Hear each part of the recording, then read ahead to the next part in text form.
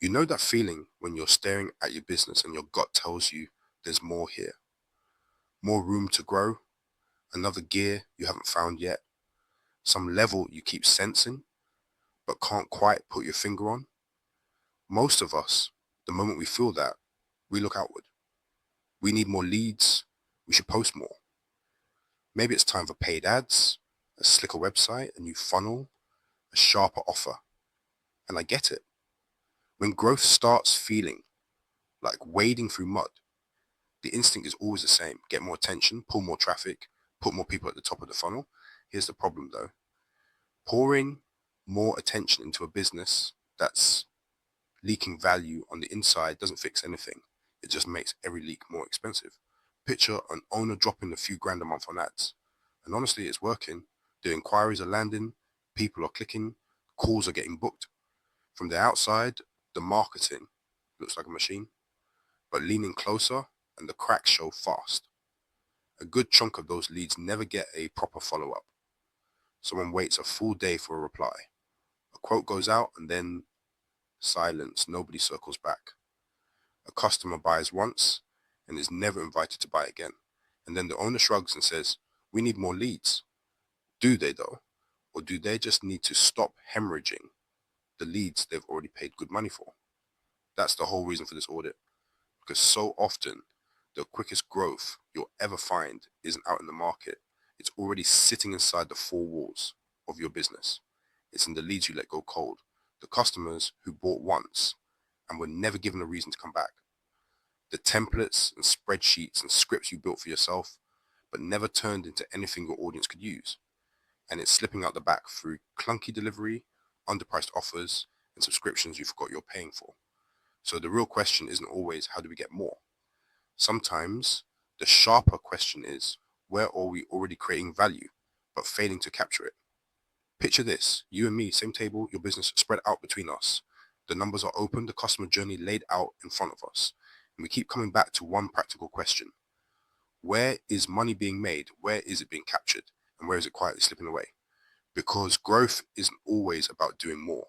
Plenty of businesses don't need more activity, they need more clarity. They don't need more leads, they need to stop wasting the ones they've got. They don't need a shiny new offer, they need to fix the journey around the offer that's already working. So that's what we're doing, a simple internal audit, step by step. Doesn't matter if you run a service business, an agency, a salon, an online store, or a small team. We'll look at four things. Your pipeline, where leads come in and slip away. Your existing customers, where repeat business and winbacks are quietly waiting. Your hidden assets, the stuff you've already built that could pull, double duty. And your unit economics, what you actually get to keep once the money lands.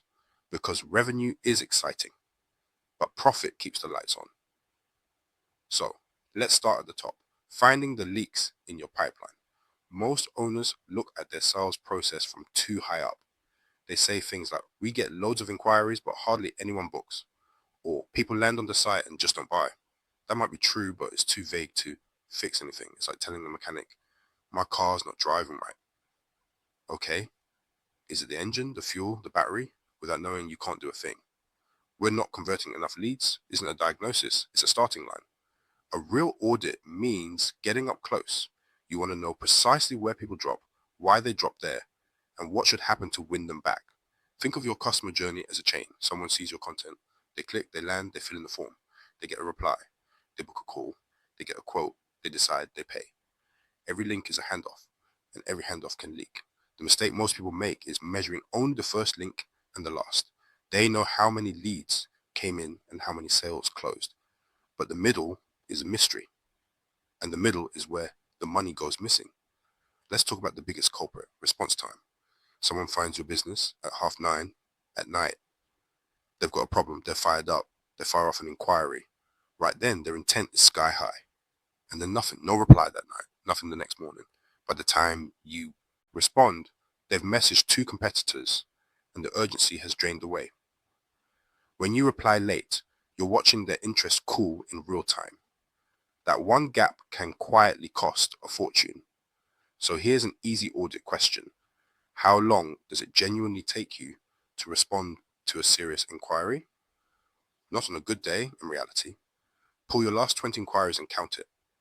How many got a reply inside 5 minutes, an hour, the same day? Sometimes conversion doesn't improve because you change the offer. It improves because you stop letting warm leads turn to ice. The second leak is murky next steps. After someone inquires, gets a price, or finishes a call, the next step should be obvious. But so often a prospect gets a quote with no button, no deadline, no clear way to say yes. And almost nobody raises their hand to ask for clarity. They just vanish. So walk through every touch point and ask, is the next step clear? Is there a direct call to action? Have you stripped out the friction? Because a confused prospect rarely becomes a paying customer. The third leak is follow-up. And this one stings because the money's parked somewhere obvious. People who showed interest and never heard from you again. Most businesses are sitting on a gold mine of warm leads. Folks who asked about pricing, booked a call and never paid, abandoned the cart, downloaded a guide, and they write the whole lot off as dead. But most of them aren't dead. They're just unattended. Maybe life got busy. Maybe they needed reassurance. Maybe nobody ever reopened the conversation. So here's your move. Go back through the last 6 months of leads and sort them into buckets. Who inquired but never booked? Who booked but didn't show? Who got a quote and went quiet? Then build a recovery campaign for each group and not a limp, just checking in. Give them something worth opening, a checklist, a reminder, a comparison that helps them decide, a genuine reason to restart the conversation. That's how you patch the pipeline before throwing more money at filling it. Once you've gone through your pipeline, the next place to look is your existing customers. And this is where businesses leave staggering money on the table. We're all obsessed with acquisition. We grind to get someone to buy once, ads, content, funnels, earning trust from strangers. And then someone finally buys, and after that, often nothing. No follow-up offer, no upgrade path, no retention system. It's like coaxing someone through the front door and then leaving them stranded in the hallway. And that's a shame because the first sale is the hardest one you'll ever make. Once someone's trusted you and walked away happy, the relationship already exists. There are only 3 ways to grow revenue: get more customers, get each one to spend more, or get them buying more often. Nearly everyone fixates on the first, when the other 2 are usually cheaper and more profitable. So start with average transaction value. When someone buys, is there something they naturally need next? A better version, something that pairs with it, a premium tier, a maintenance plan? And to be clear, a good upsell isn't about squeezing more cash out of people. It's about getting them a better outcome. Say someone buys a basic website. What might they need next? Copywriting, SEO, a booking system, monthly maintenance. That's not random selling. That's a logical path. Or a client books a beauty service. After that comes aftercare, a rebooking, a product bundle. Again, that's not pressure. That's helping them hold onto a result. Now look at frequency. How often should your best customers come back? Weekly, monthly, quarterly? And if they're not returning at that rhythm, why not? Is there no reminder, no reason, no relationship after the sale? A customer buys in January, they're delighted, and then the line goes dead. No aftercare, no invitation back. 6 months later, the business says, we need more customers. Wow, the perfect customer was sitting right there. This is where reactivation gets powerful. Past customers are far easier to wake back up than cold prospects are to convince. They already know you, they've trusted you once. So pull a list of everyone who's gone quiet, who used to buy regularly and stopped, who could become a case study or referral source. Then build a reactivation campaign around relevance, not discounts. Something like, we've just released a new version of the service you bought, and I thought of you because it solves the exact problem you mentioned. That feels personal. That gives a real reason to re-engage. So before chasing strangers, look hard at the people who already trusted you. The third area is one of my favorites: hidden assets. And it's the one almost everyone overlooks because the assets feel too ordinary to count. Every business is sitting on assets it doesn't recognize as assets. Internal spreadsheets, checklists, templates, training guides, calculators, scripts, frameworks. You built them to make your own operation run smoother. But plenty could create value out in the world too. The reason this gets missed is the curse of knowledge. Once you know how to do something, it feels obvious. You glance at it and think, that's just our internal checklist. But to someone standing in the fog you climbed out of years ago, that exact thing could be enormously valuable. Say you run a marketing agency and you've got an internal checklist for auditing a landing page. To you, it's a humdrum doc. But to a business owner who has no clue why their page won't convert, that checklist is gold. It could be a lead magnet, a sales tool, a bonus, even a paid product, or a salon with a consultation form that helps clients choose the right service. That becomes a tool that makes people feel confident before they book. The principle is simple. Your internal tools can become external value. So here's the action. Open up your Drive, your Notion, wherever your team stashes its stuff, and ask one question. What have we already made that helps somebody understand, decide, plan, or improve something? Then ask the follow-ups. Could this be a lead magnet, a bonus inside a paid offer, part of onboarding? You're not hunting for perfection, you're hunting for leverage. And a hidden asset doesn't always have to be sold directly. Sometimes its whole job is building trust. A scrappy checklist can outperform a glossy ebook if it solves a real problem. A peek behind the curtain at how you work can position you as the expert, because people don't just buy the result, they buy confidence in your process. Some assets even shrink delivery time. If you explain the same thing to every client, turn it into a video or guide, and your team stops repeating it by hand. So, hidden assets grow your business in 3 ways. They attract leads, they convert leads, and they make fulfillment learner. You're not inventing anything. You're repurposing intelligence you already paid to create. Now for the 4th piece, unit economics. I know it's the part that sounds least fun, but if the numbers underneath are shaky, growth can actually make things worse. There are businesses growing revenue and still feeling broke, busier than ever, more customers, more staff, and somehow the bank balance doesn't match the effort. 9 times out of 10, that's a unit economics problem. So look at what happens once the sale is done. How much does it cost to deliver? How many hours does it eat? What's the margin? Because not all revenue is equal. Some is clean, profitable, repeatable, easy to deliver. And some is messy, too much manual work, too many revisions, too many hidden costs. And if you never audit this, you can accidentally scale the least efficient corner of the whole operation. So list every product and service you sell. For each one, ask, how much revenue does it bring in? What does it cost to deliver? How many hours, how much team, how many headaches? And when the dust settles, how much profit is left? You might discover your most popular offer isn't your most profitable. You might find a smaller, simpler offer throws off far better margins.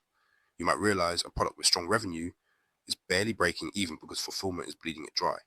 And every one of those hands you clarity to raise prices, simplify delivery, cut the customization, or nudge clients toward better packages. Then turn to recurring expenses, every subscription, tool, contractor, retainer that goes out on autopilot. For each, ask 3 questions. Do we still use this? Does it directly help us make money, save time, or protect the team? And is there a simpler way to get the same result? The goal isn't to slash everything, it's to clear out whatever quietly drains the business without giving anything back. Because profit doesn't always improve through one dramatic move. Sometimes it's removing 5 small things, nibbling away every month.